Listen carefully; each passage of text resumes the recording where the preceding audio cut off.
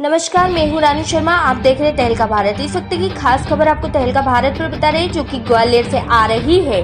केंद्रीय मंत्री ज्योतिरादित्य सिंधिया ग्वालियर दौरे पर आए। कमलनाथ के कपड़े फाड़ने वाले बयान और दिग्गी राजा के साथ सार्वजनिक नोकझोंक पर सिंधिया ने कसा तंज। क्या कुछ कहा ज्योतिरादित्य सिंधिया ने, आइए आपको सुनाते हैं। हमारा सौभाग्य है कि प्रधानमंत्री जी का आगमन हमारे ग्वालियर के केवल नहीं, लेकिन प्रदेश की केवल नहीं, लेकिन देश की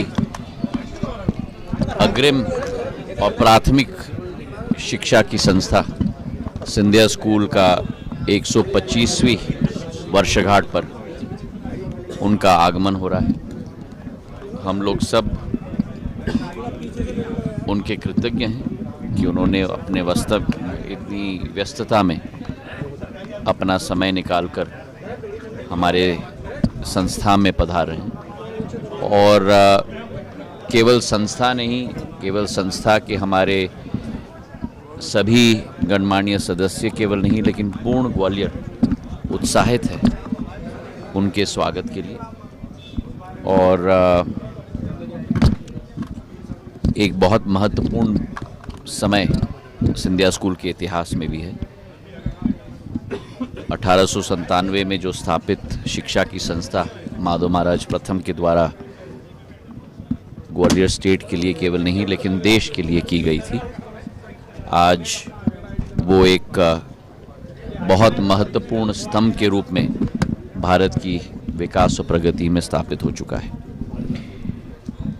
आज मेरा अलग अलग विधानसभाओं का हमारे पोलिंग के कार्यकर्ताओं के सम्मेलन का दौरा की शुरुआत हो रही है।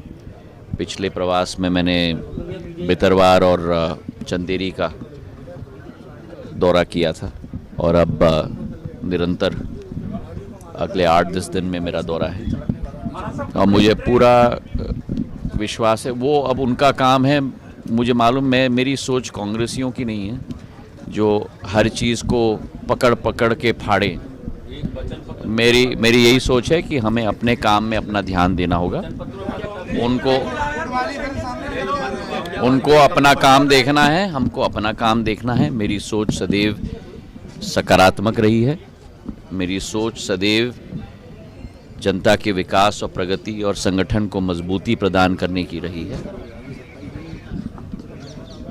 अपने इर्द गिर्द नकारात्मक तत्व कांग्रेस पार्टी के सदैव रहें, लेकिन जो समय हमें दिया गया है इस पृथ्वी पर, उस समय का सदुपयोग करके लोगों की आशा और आकांक्षाओं पर खड़े उतरना, मेरे पूर्वजों की तरह, मेरी आजी अम्मा की तरह, मेरे पूज्य पिताजी की तरह प्रधानमंत्री जी के पद चिन्हों और उनके दिखाए हुए रास्ते पर चल के हमें लोगों की सेवा, लोगों का विकास और लोगों की प्रगति, और यही आपने भी देखा है पिछले 20 वर्षों में, यही मेरी कोशिश रही है।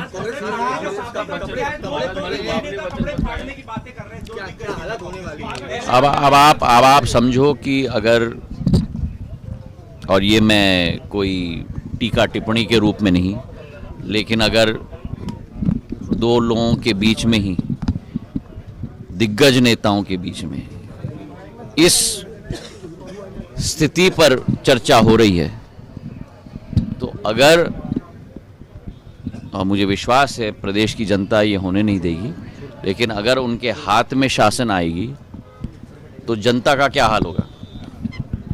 अगर उन दोनों के बीच में यही हाल है तो जनता का क्या हाल होने वाला है?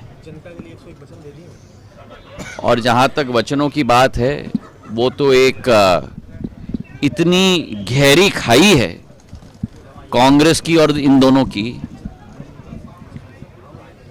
कि वचन की लिस्ट तो बड़ी लंबी होती है पर पूरी एक भी नहीं होती।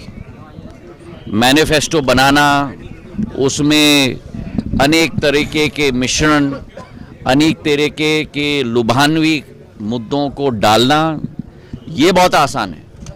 लेकिन 15 महीनों में जो इन्होंने मध्य प्रदेश का पूरी तरह से चौपट स्थिति कर दी थी, मैं तो मानता हूं कि प्रदेश की जनता इन दोनों को कभी माफ नहीं करेगी और कांग्रेस पार्टी को माफ नहीं करेगी। ग्वालियर दक्षिण से आप चुनाव लड़े, इसको लेकर देखिए, मैं भारतीय जनता पार्टी का मैं सामान्य कार्यकर्ता हूं।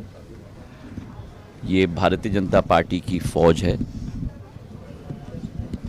जो भारतीय जनता पार्टी की संगठन तय करती है वो हर कार्यकर्ता को उसके आधार पर कार्य करना है।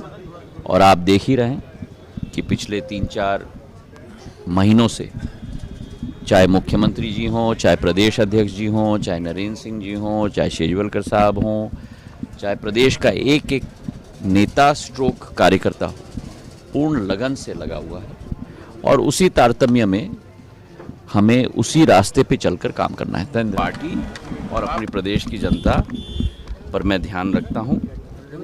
अपनी पार्टी की सेवा, प्रदेश की जनता की सेवा, ये मेरी प्राथमिकता है। कांग्रेस में जो हो रहा है वो उन्हें सलामत नहीं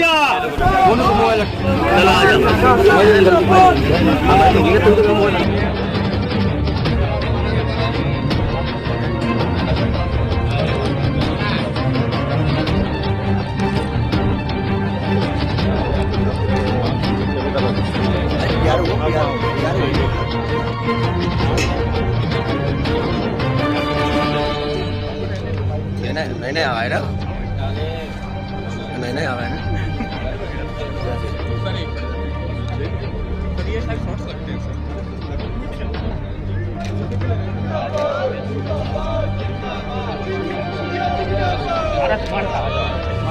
श्रीमंत इंडिया जिंदाबाद, श्रीमंत इंडिया जिंदाबाद, श्रीमंत इंडिया जिंदाबाद, श्रीमंत जिंदाबाद, श्रीमंत इंडिया जिंदाबाद, जिंदाबाद, जिंदाबाद, श्रीमंत इंडिया जिंदाबाद, जिंदाबाद।